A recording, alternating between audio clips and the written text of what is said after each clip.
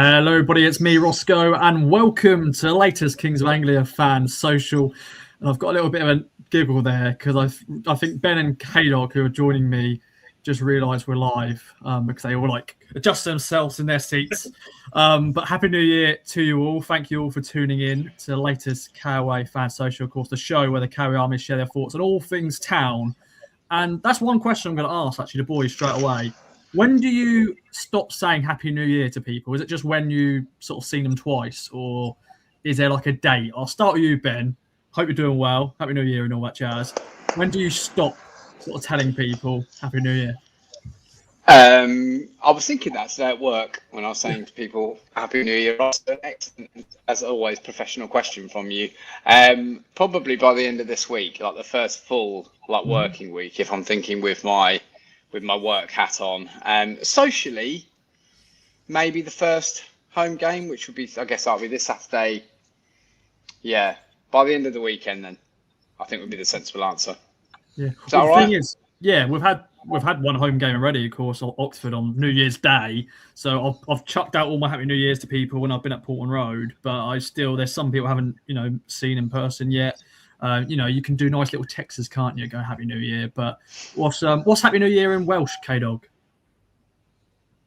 It's a great question, Ross. I'm glad you asked me that question. So for me, I would say Happy New Year until the end of this week as well. I'm glad we've... No, I have absolutely no idea. New Ed is new.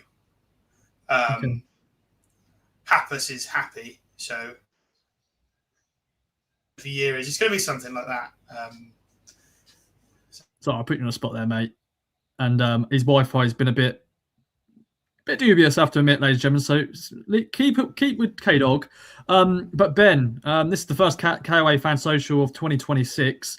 We've got a few comments already. Shane, evening guys, love to see that. Daniel Foreman, is any transfer news for Ipswich Town? We'll bring you a few little moments. Lynn is just saying evening Shane, but not saying hello to us. So I get where you're going from, Lynn, but hope you're doing well. Michael, good morning, all the way from Brisbane. Love that. I'm sure that's better weather there than here because it's bloody Baltic in Suffolk. I'm sure in Cambridgeshire and obviously Wales as well. K-Dog, it's rubbish weather all the time, isn't it? So, but yes, Brian as well. Good evening. We've got another guy. We've got a guy from New Zealand here, Chris. Good to see you, Chris, from Queenstown, New Zealand. Happy New Year from Kiwi land. But Ben, what we're going to do is we're going to quickly discuss 2025 because, yeah, of course, it wasn't a good year for Ipswich Town in the Premier League, obviously relegation, and it's been a bit of an up and down championship season. But as I always do, I always like to ask people this: how do you sum up 2025 in a few words or less? Up to you. I've gone it into a short sentence, 3 words. I was like trying to answer the question, Ross. A little disappointing. Yeah. Reason being, just to elaborate, obviously disappointed with the relegation. That's the main thing. As much as I thought, of course, we were the favourites to go down, and there were many reasons why we ended up doing so. But particularly that second half of the season was disappointing with the results, and maybe wishing we'd shown a little bit more fight in our battle against relegation from the Premier League. And then obviously a huge transition going into the Championship and leading up to Christmas and everything. Of course, we've been doing much better, and it's been better for everybody, and it's lifted our spirits. And I'm very much looking forward to this the second half of the year, the second half of the season. And overall, though, we got relegated, and we're probably not doing as well as we thought we might in the Championship. However, until obviously Sunday's postponement, we are second, so can't complain too much.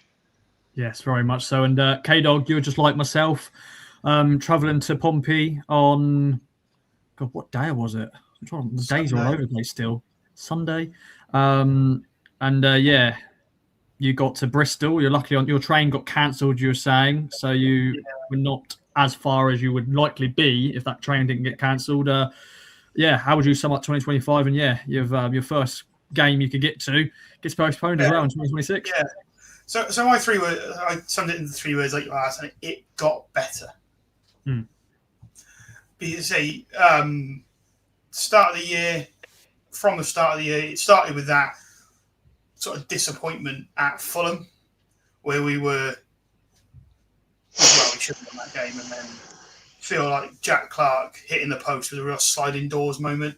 If it goes in 3-1, game done, perhaps we turn the corner. If it went 6 yards wide, they wouldn't have gone down either end and got the penalty. And from there, that really sort of nailed it that we were going to end up getting relegated. And then, from there onwards, I think we really did. We won one more game in the season, Bournemouth, from that point on. One more league game, I should say. And then into the Championship, we didn't start particularly strongly, but we have improved and we are getting better. And much better feeling at the moment now than I did this time last year. So for me, it's got better. And then, my parade rained on Sunday, but as it was for many. Yeah, many different people tell me, there's a few actually got to Portsmouth and they just had a day out in the end in the South Coast and in Portsmouth and just went to the harbour and stuff like that. Some people I saw, they were actually in London and they just had a day out in London, or they just turned back and went home.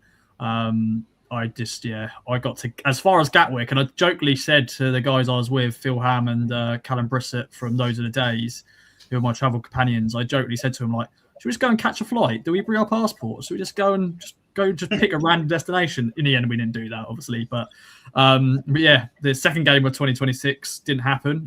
But obviously, we've got the FA Cup to look forward to this weekend against Blackpool. What a tie that's going to be. But before we get into that, we're going to be talking about January. That is the sexy stuff. The transfer window has swung open. And Ben, I'm giving you the power, and K-Dog, and the listeners and the viewers as well. I've given you the power to sign one player this January. Who would you sign? Anybody in particular? I like to keep it realistic, but if you got another player in mind who's a bit like £100 million you've got to spend on him, then fair enough. But who's your pick if you could be Keiran McKenna right now? Who are you going to first? Oh, so you, Ben. Okay. I did think about this quite hard. I know there's lots of people looking at the likes of Callum Wilson, who looks like to be released from West Ham. But with George Hurst injured, and we really need someone in that striking position who's going to be reliable. His injury record, Wilson's, isn't great, and I don't even know if he'd be able to close down defenders and press as highly as we want to. Of course, he's a fantastic Premier League footballer. So someone like that, I'm not sure. And then you've got other players that I know, like Peru from Leeds has been banded around his name. But again, does he fit into the style? Is he more like an Akpom in terms of maybe better in a 10 at Championship level? Perhaps isn't the striker that we need in number 9. So the person I thought would be the best fit, and I do think it is a number 9 that we need. Other signings that we could get, I'm sure we can shift around and make do with. But I'm saying it would be great as a fit to get Josh Sargent from our neighbours up the road. As unlikely as it would be, getting one player from there is probably extraordinary. To get a second, almost impossible. But I just think he would fit our style of play. I think the way he would press from the front, his physicality is often underrated. I think he was one of the strikers who missed the most chances in the division this year. So he fit into our team perfectly. But I do think someone like that, I don't think there's many strikers that fit our style of play. Sargent maybe isn't the happiest at the moment at Norwich if they continue to struggle. So why not him as my answer? Oh, very interesting indeed. I've just got that stat now. Strikers who have missed the most big chances in the Championship this season. Josh Sargent with 13, and Tommy Conway is joint with him with 13. Adam Armstrong with 12, of course, from Southampton. George Hurst is 5th on the list with 11 missed chances, and Haji Wright of Coventry City, who's on 11 as well, and the Birmingham City striker that I can't pronounce, so I'm not even going to bounce. KO go from Celtic. Not Celtic, because he's Championship. No, but they get. He was at Celtic. That's where people will know him from. He's at Celtic for a while. Scored goals under Brendan Rodgers. I know. I've just been a douchebag there. Must be American, isn't it? I don't know where I've got douchebag coming from. That's just. I'm trying to be, trying to be not crude or anything, but yeah, Josh. Transatlantic. Yeah, as well. I know we've got American listeners, so that's very good indeed. We've got Side Panther here, even chaps. Love to see that. Joe Underwood, glass knees. Yeah, Josh Sargent, of course, has got some injury issues. But K-Dog. Mind you, Nunes was apparently injury prone before he arrived, and that's been all right. So yeah, true. Maybe it's just what's happening over at the Norwich City training ground. They just got a curse over there maybe, and the players get injured. But touch wood at the moment, we've been pretty good with injuries. Obviously Hurst had his moments, but sadly he's just has some injury moments, isn't he? But yeah, K-Dog. Ben's bringing me Josh Sargent.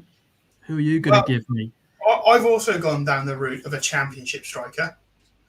It's someone we were linked to, or have rumoured to have been linked to at a point in the past. What we need is a number 9, someone I think would fit the system.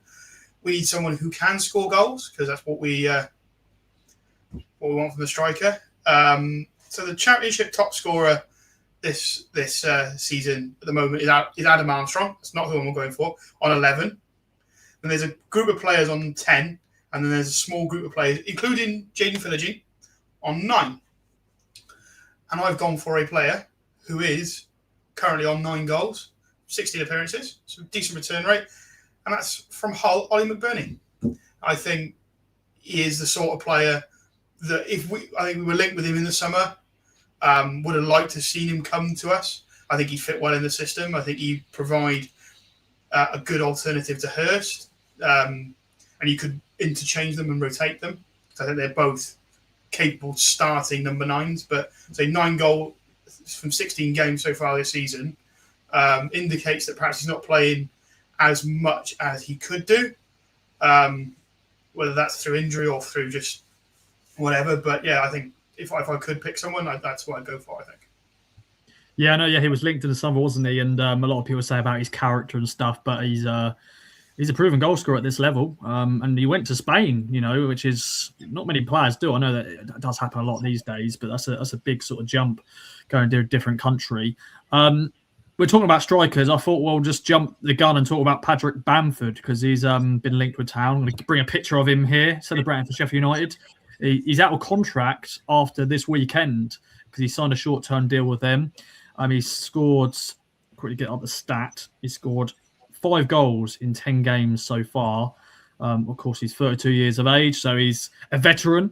He had a bit of injury hit season last year with Leeds, but he's won promotion twice from this division before at Ellen Road. Ben, thoughts on Patrick Bamford?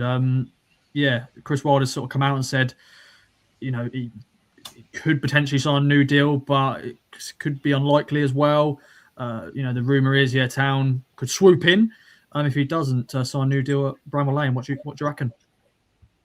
He's a very good player. I think it would have been a risk for us to sign him up earlier in the season, just for ourselves. I don't think we were in a position to make that gamble in terms of his fitness, and he hadn't played for a little while. Obviously, he's gone to Sheffield United, played those minutes, and he's got a fantastic record. Again, in a side that's very indifferent. Like, yes, they've improved Sheffield United, but they're still not tearing up trees.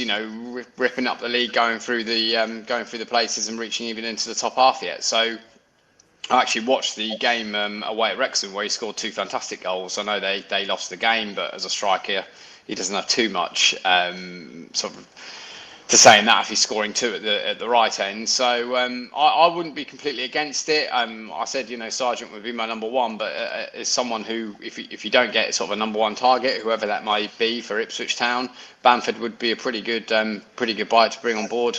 I think he's got a lot of football intelligence. If you bring other players into play, instead if his fitness is there, then why not? It wouldn't be a bad option for us. And of course, last time, I know it's a bit different, but when we signed Kiefer Moore, he was like an experienced player. Hadn't really played much with at Bournemouth at the time. Every sort of January transfer window, we've signed a striker who's made an impact. George Hurst in the League One campaign, Kiefer Moore in that last promotion in the Championship. Okay, January just gone. I'm trying to think, did we sign a striker? Julio Enciso would probably been the attacker, wasn't he? I don't know if there's any other. Is there any other strikers? I don't think we did sign another striker, did we? But yeah, Patrick Bamford, K-Dog. He's played at this level many times. He's proven he can score in the Premier League as well. Just quickly bringing up his stats. Yeah, not bad going really. And last year he didn't score a single goal though for Leeds, but he did have an injury hit campaign. But he's done pretty well at Sheffield United, as Ben said, a bit indifferent side. They're up and down under Chris Wilder, but 5 goals in 10 games, not too shabby. No, I'm pretty much with Ben on this. Pretty much, I don't think we should have picked him up in the start of the season. I think now is ideal. It's funny that you mentioned Keiran Moore, because that's exactly what I was going to say. That he's the Keiran Moore type from last time out. The experienced player who comes in as your backup striker, who's been there and done it, has proven that they can do it at this level, kind of at the next level, but to then support us and just get us up, it'd be worth every penny if you can come in and score a handful of goals that make the difference between second and third or whatever. I think it'd be a shrewd move if we could come in and get him for 6 months, even 12 months, whatever. Get him from under Sheffield United's noses, and just give us that little bit of extra nous up front to get us over the line. Yeah, I think that's what we're going to need. And I'll bring you back in, Ben. And Trevor just said Keiran Moore was one we missed out on. Should have gone for him at the start of the season. Do you agree with that? I know AJ mentioned that on the main pod about if you could pick a championship player right now, and Keiran Moore is doing pretty well at Wrexham. He's an interesting one. Would you have looked at maybe bringing him in if he was available? And obviously a little bit of money had to be paid, but I don't think so. It's easy to say in hindsight. I think we were all throwing our hat on George Hurst being our number 1 striker, and you wouldn't have been able to get more coming in as a number 2 to Hurst. Even battling out with him, I'm not sure Moore would have been interested in that. Particularly, he would have had this deal with Wrexham on the table anyway. So I know we would have been able to compete financially, but with guaranteed minutes, etc., he probably would have chosen Wrexham over us anyway, I would have thought.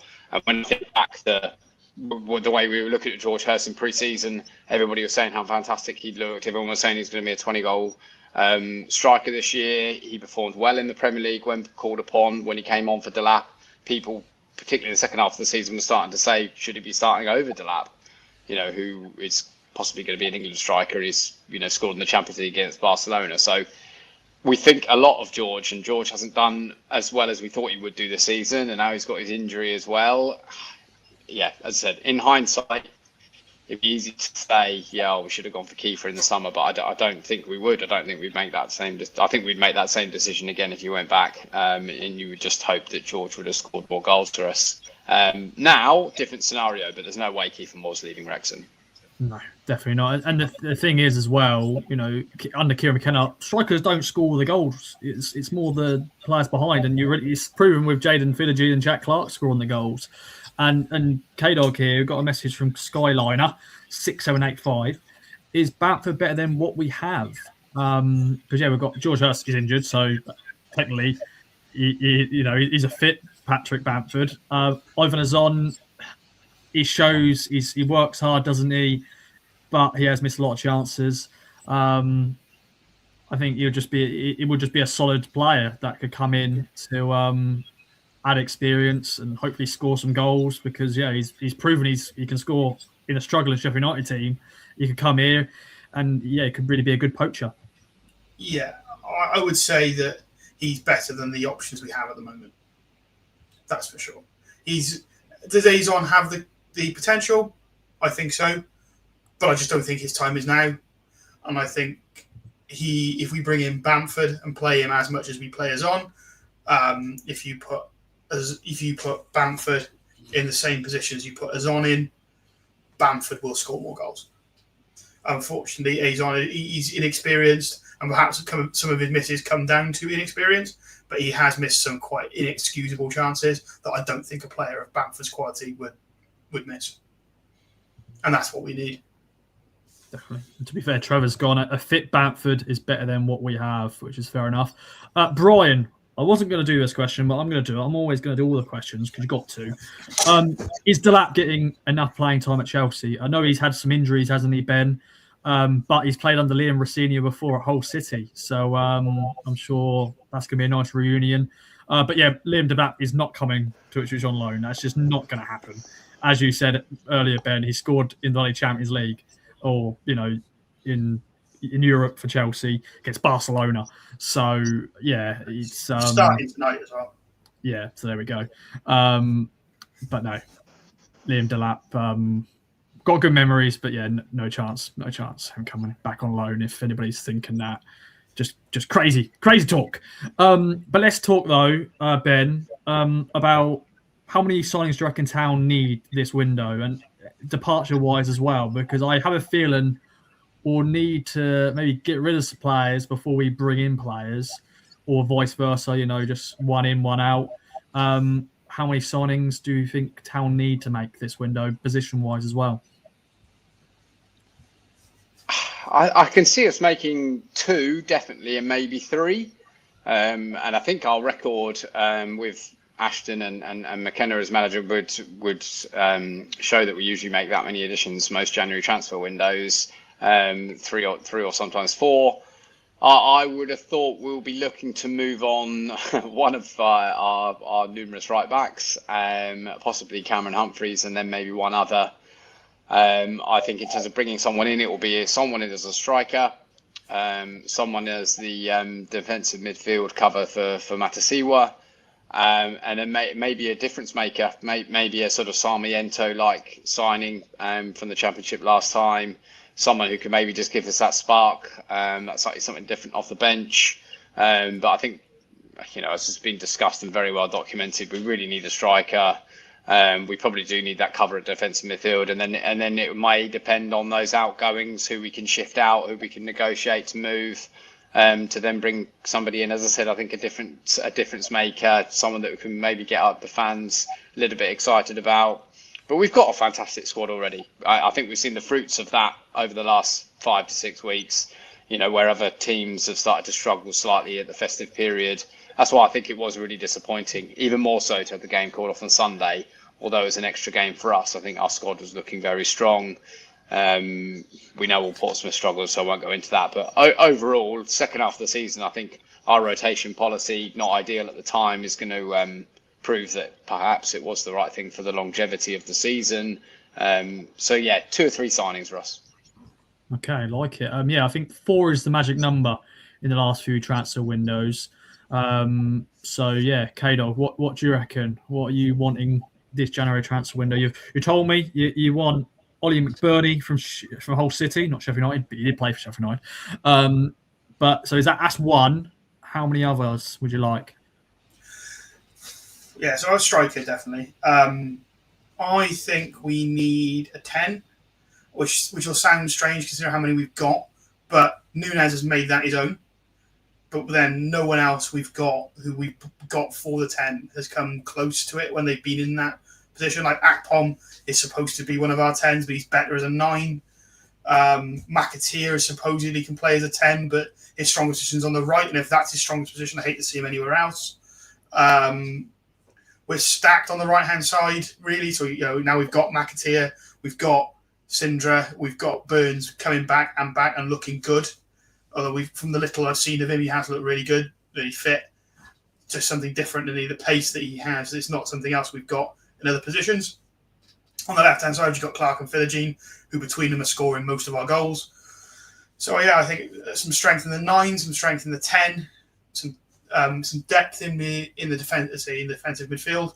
I think Taylor and Koste are having good seasons in the attacking side of the midfield. Matt Seawer is having a fantastic season, but again, we need some backup for him. And I think we could do with some left back cover, personally. Greaves did have a good game at left back.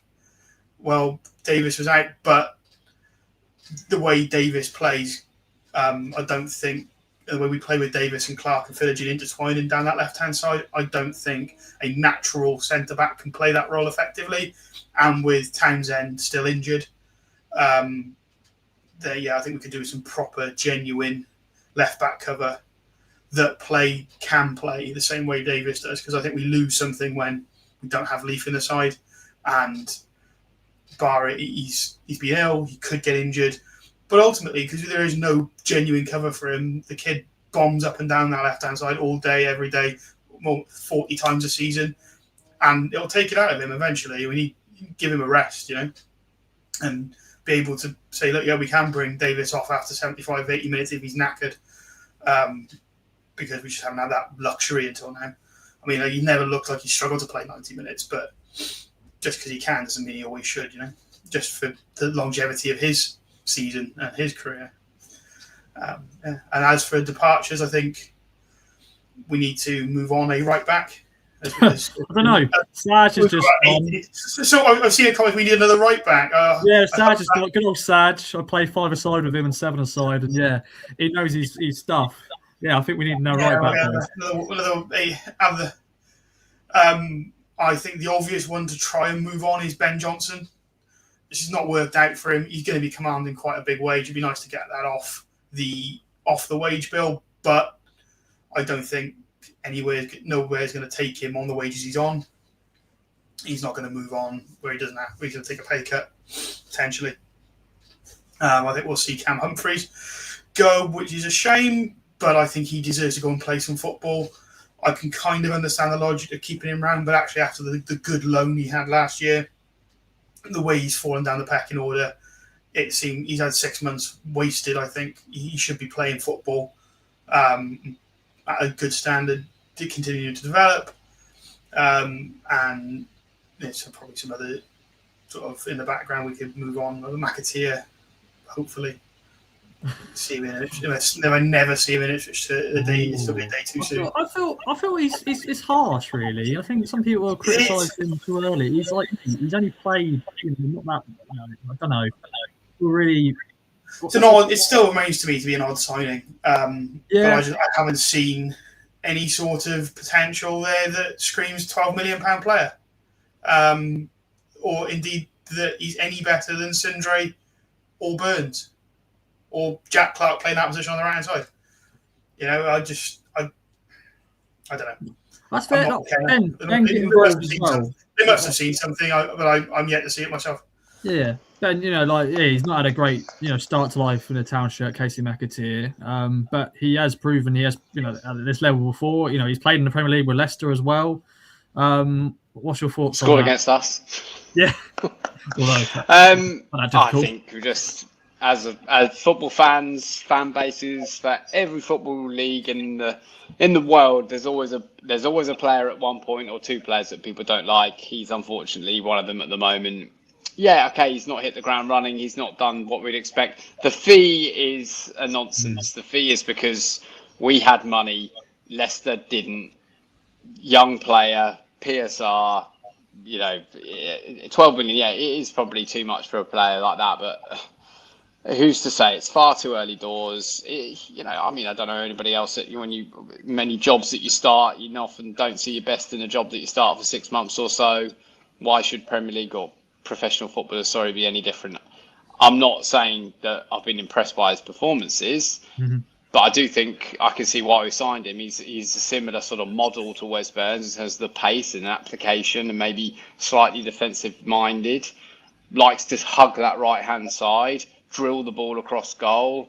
So it's the right profile. It just hasn't worked just yet. But as we've seen so many times before with McKenna players, sometimes it does take a little bit of time for it to click. So we'll be fine. I think he'll be a good player, whether it be for us or elsewhere. I don't think his career's heading down the toilet. No, and to be fair, as you mentioned, Keiran, opinions, football. That's why we love football. Football's got opinions. Yeah, I don't want to insinuate his career's going nowhere. I just don't see if he's going to have a good career that it's going to be with us. I don't think he doesn't seem to. I don't know what it is that's not fitting or not gelling, but he just doesn't seem to make an impact when he plays for this team. Some of the misses I've seen are some of the chances he's missed have been some of the worst misses I've seen, and I've seen some pretty horrific performances by Ipswich Town players in the last 25 years. And in key moments as well. The one that stands out is the one he missed against Wrexham, where that could turn 1 point into 3, and would have been a huge at the time quite important wins we've got in the little string of draws that we were getting. But anyway. I don't disagree, but Nunes missed just as easy chance against Watford, which would have won us 3 points. But because it's Nunes, everyone just chooses to forget that. So every player has bad misses. I take that, but Nunes has a honking miss. His output but the rest of his output is still pretty good. The goals and assists that he's had on, everyone's going to miss one. We're all human. But McAteer doesn't have the good performance to go, no, he's missed one, it happens. He's had a poor, he's not been great. His performances have been poor and his misses have been horrific. And it all sort of just looked like one, sort of like a pattern then, doesn't it? Yeah. I want to make a good point that Shane put here. And he went, Clark and Philogene took a long time to settle, which is very true. Last year. But we were playing at a higher level and we were playing Clark out of position. I guess it's a bit different. You're playing a player at the level he should be able to play at because he's played at a layer above in his prime position and he's not playing that well. And he's just not doing it. So I take the Clark and Philogene thing, but Philogene came to us after getting shafted by Villa for 6 months, then got injured. And Clark, we didn't use Clark properly for 12 months. Yeah, very true. So we'll find out. But I think there's some things people don't see with Casey McAteer. Some of his off the ball work, his defensive work is really, really good. But yeah, he obviously in terms of forward play, not so great. He's not been clinical enough, stuff like that. But yeah, quick question here from Simon English. Speak to any Leicester fan and they will tell you who was poor for them. What on earth did our recruitment team seeing him? Everyone else hasn't. But once again, he's a young player, and I just, we shall see. But anyway, I want to bring you our next segment, boys, and that is your player of the season so far. Everyone else getting involved in the comments down below. There's some obvious candidates. Jaden Philogene, as already mentioned, obviously 9 goals. Jack Clark, is that 8 goals he's got now? And then, as all matters, you are Cedric Kiprasel he's been nominated for the December fan award thing. But yeah, Ben, who is your player of the season so far? I'd imagine. Well, no, maybe Keiran won't say the same as me. All those people you just mentioned are the top performers. I mean, when you think of the minutes per goals ratio, Jack Clark's going to be top dog, isn't he? Absolutely superb, considering the not limited chances, but he's had many less minutes on the pitch compared to Philogene, Jaden Philogene, and of course has scored at least the odd goal away from home, which Jaden still hasn't managed to do. Both of those very impressive. Cedric, fantastic. Came into the side around the Norwich game. Cult hero now, scores against Norwich, and he's an absolute bull of a centre half. Real crowd favourite, but it's got to be Azor Matasiwa, hasn't it? In front of that defence. Everyone was worried about the lack of a Sammy Morsey in this team, but he's taken that position and made it his own. The way that he's been able to break up play, when we've not been in the side, we've looked completely lost without him. I know he made that mistake at Oxford, but I think just the way we play, that's going to happen from time to time. Talking about Sammy Morsey, he would do that from time to time, unfortunately, and you can cost you. Sometimes you get away with it. So yeah, I just think Matasiwa has been brilliant. I love watching him play, and I think more and more he's getting better at the attacking side of the game. So those passes, those raking passes, breaking the lines. Superb goal against Sheffield Wednesday at home that he helped set up on the counter. So he so far at the moment, he for me is quite far away our best player, our player of the year. Yeah, and he's proven his fist pumps. They're getting better now. I think people need to teach Nunes a bit better. But yeah, obviously when Wes Burns scored against Coventry, I was like, that's a proper fist pump. But yeah, Azor's improving. But yeah, he's been incredible. And will he, continue that tightrope? Can he reach March? Probably not. But K-Dog, your thoughts? You just on the Azor Matasiwa train as well as player? Well, I mean, Casey McAteer now. We've had some great performances this season. Clark, obviously, Philogene, Nunes has been fantastic since he's come in. Cedric Kipre, what a man. I love Kipre. What a fantastic, proper, as Stu would call him, hairy ass centre half. He's been fantastic. An honourable mention to someone who hasn't had a mention, which is Christian Walton. He has been fantastic. He is commanding. He suits the way we play. And we look just so much more calm and assured with him in goal at the moment. He's had more clean sheets in the last couple of seasons on his own than everyone else combined. And that's with him not playing for 12 months. Of that, I think he's nearly 2 years of that, I should say, actually. But for me, it has to be Hasan Matsira. He has taken on the Morsey mantle.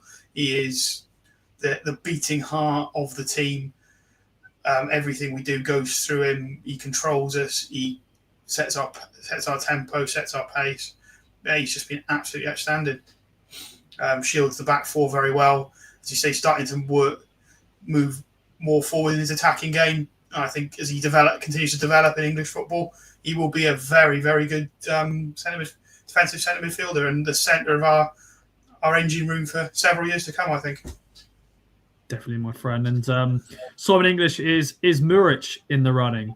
Probably not for Ipswich Town, but definitely for his Italian team. And he's been linked with Italian giants, Ben, which I did not put that on my bingo card. Obviously, he's currently on loan in Serie A with Sassuolo, which I've completely butchered, which is bad for me as I've got family from Italy. But yeah, he's impressed for them so far. And Juventus are reportedly interested in him. Fair play to Muric because, yeah, he's done pretty well in Italy. It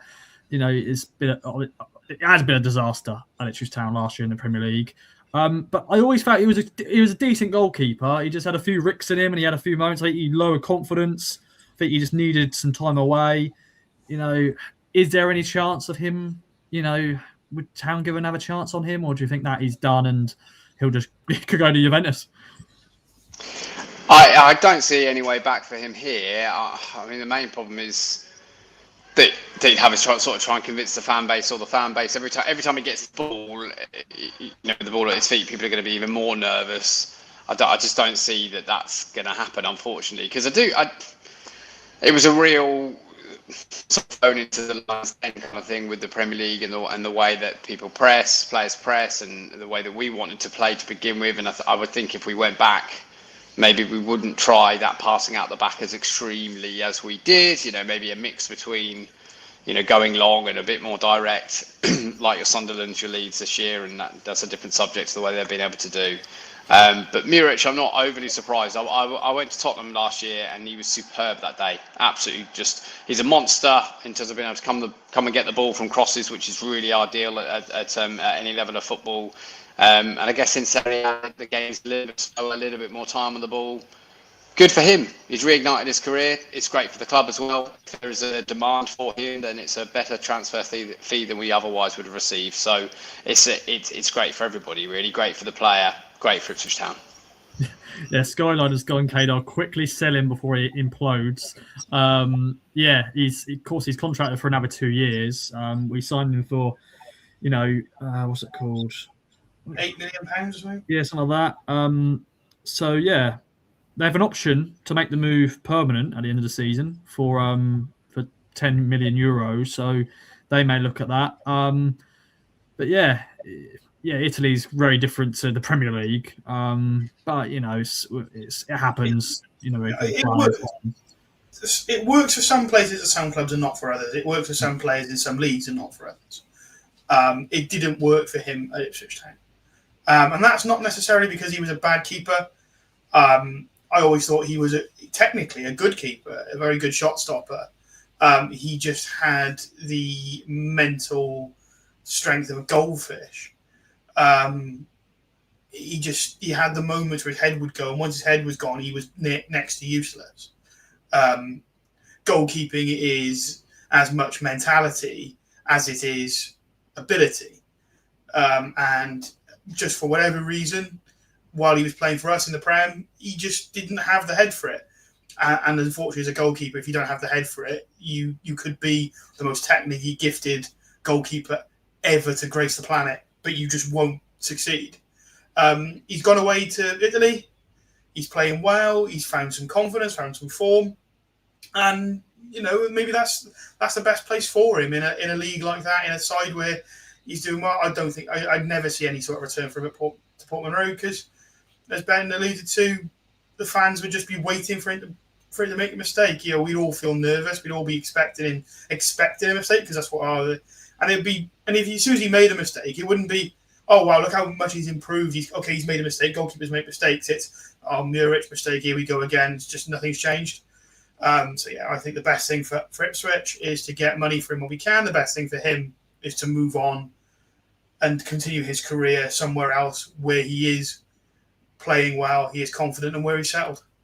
Yeah, definitely. And to be fair, I remember, you mentioned the Spurs game, Ben. I remember the Brighton game. Like, once again, we got a massive point there, because of the amount of saves he made. So, we shall see what happens with Muric. But good to see he's doing well in Italy. All right then, boys. Time for a little break before we look ahead to Blackpool. Thanks everyone for their comments. Of course, keep them coming. Your general thoughts, your general whatever. Put in the comments down below. Always good to hear from you, ladies and gentlemen. But time for the strike. We've got 5 questions plus a tiebreaker as standard. Who is going to be the first strike champion of 2026? Is it going to be Ben Diaf or K-Dog? We shall see. But as standard, birthday-related questions. Question 1 is on this man.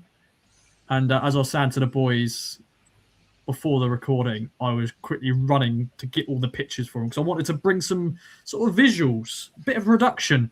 And we've got a massive archive of Ipswich Town players, and I thought we've got to use the pictures. So first question is on this man who celebrates his birthday today, and that is Grant Ledbetter. I'm just going to quickly get up his birthday. He is going to be, he's 40 today, big 4-0 today. Is Grant Ledbetter, and this is the question on him. He captained Town in the 2011-12 season, but where did Town finish in the table under Paul Jewell that campaign? I will admit, we did lose 7-1 during this season against Peterborough, so that could maybe give you a bit of a hint of where we finished that season. But Grant Ledbetter, captained Town in the 2011-12 season, but where did Town finish in the table in the championship that campaign? What do you reckon, boys? So if you get it bang on, you get 2 points. So a good start. Where do you reckon? Out of 24 teams, where did Town finish in the championship? Let's see. I will also be interested to see what other people think in the comments as well. But what do you reckon, boys? Where did Town finish? I've gone 14th. 14th. Gone for 15th. Ooh, someone's got it bang on. And that man is K-Dog. It is 15th in the table that year. Fun fact, Portsmouth, it's not fun for them, but they got points deduction that year and got relegated. I think they got 10 or something, and they obviously went and got relegated to League One. I think they got relegated to League Two because when having their, financial problems. But when I was looking at the table, I just saw that and thought, that's a little fun fact. Not for Pompey, obviously. Question 2 is on a man who I loved as a kid. He'd score goals, score penalties, did different celebrations. Let me just quickly remove the question about Grant Ledbetter, but it is this man, Tommy Miller. What a boy. He celebrates his 47th birthday tomorrow. So happy birthday to Tommy for then. But yes, as I said, scored loads of goals. But how many goals did he score for Town in 214 games, boys? What do you reckon? Tommy Miller scored lots of penalties. I think 3, did he have? No, 2 spells. 2 spells at Town. I think he had 3 spells when he was a kid, then he left and he came back and then had 2 permanent spells at the club. But what do you reckon, boys? How many goals did Tommy Miller? Double the points. So, Ben, opportunity to get back in the game, or is K-Dog going to take the 4-0 lead if he gets a bang on? 214 games. Tommy Miller played for Town. How many goals do you reckon he scored? I'll start with you, K-Dog, as you are leading. I've gone for 64 goals in 214 games. Not bad. Ben Diaz. I've gone around. I was doing 39, 40, 41. I've gone with 41. Oh, sometimes I say don't change your original answer.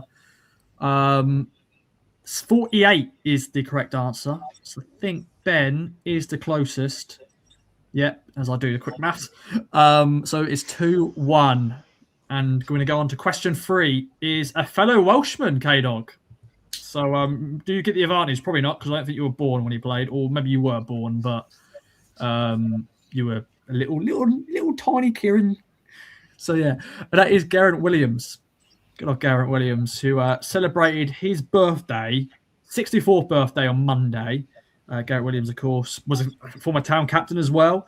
But now, big question on him, though, is which Welsh village is he from?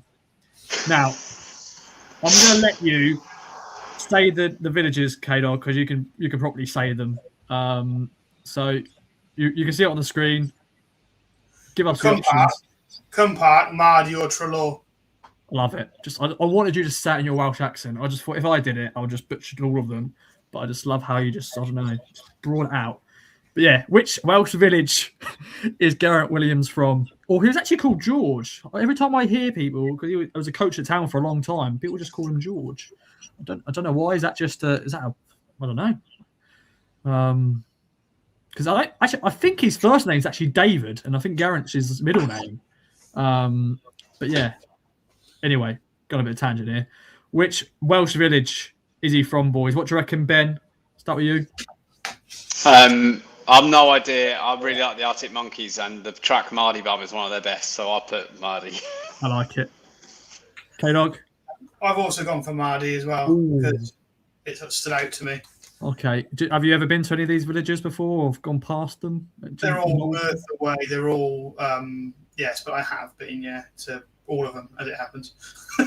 Fair. I like it. You're both wrong, though, and it is Cumpark. Cumpark, yes. That's the one. Yeah, that's the village he's from. So no points at either of you guys. Andy Crackers Cracknell got it right, although, did you Wikipedia page it? Be honest, Andy. We're not like any cheaters on the strike. So it's 2-1 going into question 4. And question 4 is on this man, Jordan Roberts, who, part of the 2018 sort of summer signings under Paul Hurst. And, he was fine. He wasn't, But yeah, he joined Town from which League Two side in the summer of 2018? Was it Barnet, Crawley Town, or Exeter City? Once again, that was a massive step up for Jordan Roberts, from playing League Two football and then going to Ipswich Town, just 2 levels. And yeah, I thought he was good guy. He was a really good guy as well, actually. But yeah, it wasn't probably at the standard that we needed. But I think he went on to go to Scotland, didn't he? I know he played for Inverness once upon a time, I think, before he joined Town. So I know good old Liam from Crewe mentioned that. But yeah, I think he went on to play for Hearts and stuff. So play for some big clubs in Scotland. But yeah, boys, what do you reckon? Who did Jordan Roberts join Town from League Two in the summer of 2018? Barnet, Crawley Town, or Exeter City? K-Dog? I've gone for Barnet. Barnet? I went Crawley. Ooh, Crawley. Like that. Different answers. And the correct answer is Crawley Town. It is Crawley. So it's 2-2. It's Desmond going into the final question, which is very, very exciting. And it's on this man, another Town captain. I also forgot. Did I say John Roberts' birthday? He celebrates his birthday, 32nd birthday on Monday, if you wanted to know. So happy belated birthday to Jordan Roberts. But the final question is on another Town captain, a legendary Town captain from the 90s, and that is David Linnigan, who celebrates his 61st birthday on Friday. So happy birthday to David for that. And this question, I'm very proud of this question. I don't know if he still does this. I've been trying to track him down for an interview for a while. And I want to ask him about this. But on a Wikipedia page, it says he does this for a job. Or since he's retired, he does this for a job. So David Linnigan is working as a tradesman doing what? Is he a carpenter, electrician, or landscaper. So there we go, David Linnigan. So he's 61 now, so I don't know if he's still doing that. I don't know if I'm sure you can do that at that age potentially still, but yeah, I'm hoping to track him down one day. I have try to get his number and stuff and try to get a good interview with him because he was obviously the captain when Town won promotion to the Premier League for the first time. But yeah, as Ben puffs his cheeks out, David Linnigan, did he become a carpenter, electrician, or landscaper? Who is going to take the crown, the strike crown, to start 2026? David Linnigan. I've gone for carpenter. Carpenter from Ben I've Diaz. gone for landscaper. Landscaper. I will admit, by the way, I did Google, I just put tradesman roles just to give me some options. And these were the 3 options that came up. So I was pretty chuffed. There's one correct answer, obviously. And that correct answer is by Ben Diaz. It is a carpenter. So there we go. Out of nowhere, Ben has pulled it back. K-Dog got a great start with the first question, and it's just gone downhill since then. Unfortunately for you, K-Dog. But, as always, there is an option of a gamble. And is Ben Diaz going to do that? Is he going to... Of course we'll gamble. Of course we'll gamble. Yeah, he's going to do it. I like it. Question, tiebreaker time. And this is on Blackpool. Of course, we're now going to segue quickly on the preview for Blackpool because I've just realised the time. And it's I said I was going to do this for 30 to 45 minutes, this KOA Fans Social. But we're probably going to get to the magic hour because I just ramble as I do. But how many times have Town won, or how many times have we beat Blackpool at home in 14 games? So, Kato, you've got to get it bang on to take the crown. And I'll give you a nice little clue here as well. We've never lost against Blackpool Port Road. So there we go. 14 games. Have we won all 14? Or have we drawn a few? So there we go. All right, and Ben play as well, just in case, you could get it bang on as well. And you're like, oh, damn it. Well, you just win four right. But we'll start with you, Ben. What do you reckon? Chris Kawamu's number 11, I've gone for. 11 wins out of 14. All right, Kago, when I mentioned they've never lost, he was straight away on it. So maybe he knows it. What do you reckon? I just thought, I don't think we've won them all. So I've gone for 9 wins, because that would be 9 wins and 5 draws, which I think sounds fairly reasonable. Oh, you're so close. It's 8 wins and 6 draws. There we go. So close. You know what? The first number that came into my head was 8, and then you said we'd never lost. Oh no! I know. So I thought there's no way we've only won 8 of them if we've never lost. Kieran's got the reaction of when you've lost on Who Wants to Be a Millionaire or something. Well, that's how important the strike is. I've never won the strike. I've never. This is admittedly the last time I played was against Mr. Brissett, and he made me look stupid. Yeah. So. I'd love to see Ross as the host of Who Wants to Be a Millionaire. If ITV are listening, please get in touch with Mark Heath at Newsquest. Yeah. Call a friend, 50-50, ask the audience, all that jazz. I'll be good at that. I'll be good at ringing up the person for the, call a friend and just, yeah. All right, mate, how you doing? It's Ross Halls here from Who Wants to Be a Millionaire. Yeah. I've got Dave, your mate here, joining us. He's on 50,000 or whatever, whatever money it could be. And yeah, but unfortunately, K-Dog, you have not won. Ben has won the first strike of 2026. I will make a note of that and maybe have a little bit of a chart to, just Hall of Fame of the strike winners in 2026. So quick speech as we do a snap preview on Blackpool. I'm delighted with the win, but obviously moving on quickly to more important matters and the FA Cup third round tie at Portman Road on Saturday. Yes, love that. Blackpool are in town. The Tangerines, the Seasiders in Everett's side, League One outfit. I remember actually we played Blackpool a lot, obviously during the League One days. We played them, plenty of times under Paul Lambert. I actually remember being at one of the behind closed doors games during the COVID season. I think we won 2-0. Alan Judge and Luke Wolfenden scored. I think it's the last time we played them at Portland Road.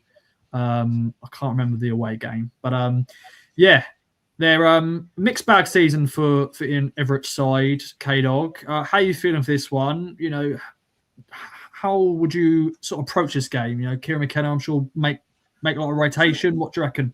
Yeah. So we had this discussion on the train on Sunday, which we had nothing else to talk about after the game got called off. True. And you suspect that what McKenna will do is he will rotate 7, 8, 9, 10 changes, because that's what it seems to be the way for cup games. And our second string is fairly strong and should be on paper strong enough to see off Blackpool. But then you would have said that about Maidstone a couple of years ago and all of the infamous cup defeats that we've had. I would have liked to see him go full strength, because the first team will have 16 days between league games. We traditionally don't do very well when we've got some momentum going and then have a long time off. See, for example, national breaks, we never tend to do very well on the off the back of those. The week off doesn't seem to suit us very well, lose the rhythm. So I'd like to see him go fairly strong, because the players will have had the rest and can have a rest. But I think we'll make 10 changes, and we should see them off. They haven't had a great season. We're on the up; they're not. We should comfortably see our way past them, but knowing us, we won't. Yeah, the FA Cup, we've always had. Although last season we reached the last 16, didn't we? We lost on penalties against Forest. We had to. We had a good run, but traditionally we're not very good against. No, we're not. No, we're not. Funny enough, though, last time we played Blackpool in the FA Cup, we won at their place, and Ian Everett was sent off in that game. So, little fun fact for that one. Town won that game 2-1. Yeah. My fun fact is the only time I've been to Bloomfield Road was when we played them about 12 years ago, 13 years ago, and they just restarted doing it, and they'd only done the one side back before they went in the Premier League, and they just did the one side, and both ends of the ground were a car park, and then we were in temporary seating. They nicked from Wimbledon down the one side touchline. Absolutely wild place. Yeah, definitely. Yeah, but yeah, as K-Dog mentioned, Ben, they've had a bit of a mixed bag season. They're 18th in the table, as I said. They lost 5-1 on New Year's Day against Port Vale. They lost 2-1 in the last game before this one. But then they ended 2025 with 5 games unbeaten, 4 wins in that. Of course, got a few ex-Blues in their squad. Lee Evans, Aidan Coulson, although he's injured, so just like he was when he was at Town. But yeah, it'd be nice to see Lee Evans, of course. But how are you feeling for this one? And get your prediction out as well. I would have thought Blackpool probably, they're not going to have as big a squad as us, certainly not, and definitely not as much quality. And yeah, that Port Vale result was very strange, wasn't it? Port Vale had just sacked their manager, bottom of the league, and then went beat Blackpool for 5-0. So they're under a bit of pressure, but I think their focus will be on League Two and their own performances. So whether they even go full strength, I'm not even sure. These days, most sides do rotate, particularly for the third round of the Cup. I'd imagine, obviously, we'll have the likes of Alex Palmer come in, Ashley Young, maybe we'll see Baggett, maybe we'll see Humphreys, unless he's got a deal to leave lined up very quickly, and we don't want to scupper that. But I think we'll go reasonably strong because of our squad. I think whoever we put out will be good enough to win the tie. It's a great advantage. It's at home, so no travel for the team, and familiar surroundings will play our way, and I think we'll win. I will go 2-0. 2-0. 2-0 Town. Like that. Goal scorers quickly, because why not? Why not? Let's say that. Well, it's difficult to know who's going to start about Akpom and Azon. One of those will start, and I think one of those will score. Let's say we're going to play Azon. Azon will score, and Casey McAteer, just because Keiran's still here. I like it. Clean sheet as well for Alex Palmer if he does start in goal, which he'll be nice confidence boost for him. What's your prediction and goal scorers, K-Dog? Well, it could be a draw, and there's no replays, is there? No replays is good. You can't be a draw. I'm going to go for a nice 4-1. Oh. Just because I don't think we'll keep a clean sheet, because I don't think Alex Palmer has kept a clean sheet, or maybe it's one he's kept. One, yeah. I can see. I don't think we'll play as many of the quote unquote reserves as you would think, because the ones we're going to ship, we're going to want to move on to create squad space. We probably won't want to cut tie them. The likes of Baggett and Humphreys, etc. I would imagine they'll try not to do them because they won't want to cut tie them. 4-1 goal scorers. Azon will play. I think he'll score. I think Burns will score. He'll get some games. I think Nunes won't play, so he won't score. I can see a Jack Taylor goal from midfield, and do you know what? Just for the hell of it, Jacob Greaves have a headed goal from a corner. I like it. Ben, you unmuted yourself. That normally means you want to speak. What you got to say? No, I was just getting ready for the next bit, if needed. I just saw Liam Delap scored as well. That's Ipswich topical. Ex-Blues thing, yeah, like that. Yeah. My ex-Blues radar will come out and go, oh, what's going on? Next player. Don't know why. I just, that's my job now. It's just like ex-Blues content. Yeah. But I think that's it, though, boys. I think that's it. Any other business? Also, if you did have that as a segment on your show, it definitely should be. And I guess that's why they call it ex-Blues. And then it goes into it. That would be perfect. If you needed a jingle for like a new pod or something. Yeah, that's perfect. I want to bring some more jingles to the pod. That'd be nice. Clip that up, because I don't think you needed a take. That's brilliant. No, that's brilliant. Off the cuff. Happy days. And yeah, Stephen, who's actually a new listener to the pod. So welcome, Stephen. This is a really good mention that he's new to the channel. Great return from the festive period. What do I think of the window? Would love to have Bamford, but worried for his fitness. Blackpool can't be underestimated. Remember Maidstone? Yes, unfortunately, but 2 games at home. We've got to take advantage and get more points on the board. Coventry hit a bad run. Yes, they have indeed, but they've signed some good players recently, which annoys me. Remain SA from Crystal Palace on loan, which is a good signing. And yeah, quick one here. Our thoughts with Kevin Keegan, of course. Yes, recently diagnosed with cancer. Get well soon. I remember that interview. I love it. If we beat them, love it. And yeah, hopefully Kevin can beat cancer. But yeah, our thoughts with him. But Ben, any other business, my friend? You're currently sitting in your new kitchen and lounge area, which looks very nice. I thought I'd bring it in there. But yeah, any other things you want to mention before we wrap up, my friend? I'm very delighted and a lot less stressed since the building works are finished on basically the last working day before Christmas. So we had a lovely Christmas and looking forward to everything in 2026. Hopefully that will involve an Ipswich Town promotion. But yeah, I hope everybody is well. And I do like the FA Cup, so I'm looking forward to the game on Saturday. And then obviously we return to the league with the games come thick and fast again, aren't they? I know we've got 3-game week pretty quick with Bristol City on the Tuesday night. So yeah, I'm really looking forward to more games and more KOA chat and yeah, wishing everybody well. Yes, indeed. And yeah, if we sign Patrick Bamford, we've got obviously a trip to Bramall Lane in January, so that'll be an interesting talking point, I'm sure. But yeah, K-Dog, any other business from you, my friend? No, not today. I like it. No, that's all good. Look forward to seeing you though, K-Dog, in person when we do see you. And thanks everyone for watching. Oh yeah, of course, yeah. So yeah, we'll see you then. But yeah, thanks everyone for watching the latest edition of Kings of Anglia Fans Social. We'll hopefully bring you more of these this year. A lot of things calm down with me in my life, so hopefully I can bring you these every Wednesday when I can. But thanks for all your questions, comments and stuff. Shane, just final one here. Cheers, guys. Oh, Shane, thank you for tuning in.